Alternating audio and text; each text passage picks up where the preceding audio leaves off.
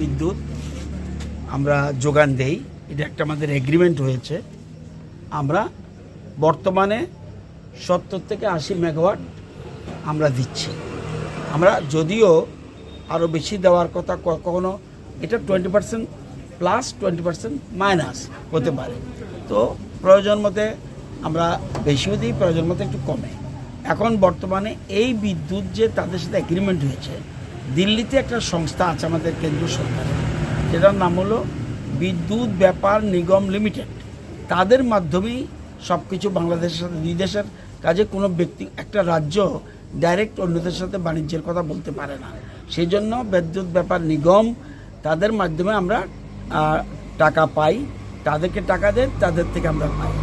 এখন বর্তমানে, আগে আরও বেশি ছিল, বর্তমানে আমাদের তাদের কাছে পাওনা রয়েছে 135 কোটি।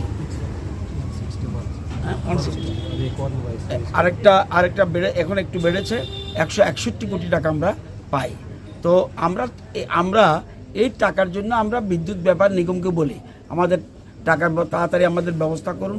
ওরা যদি চেয়ে থাকে বাংলাদেশের কাছে, সেটা আমরা জানি না।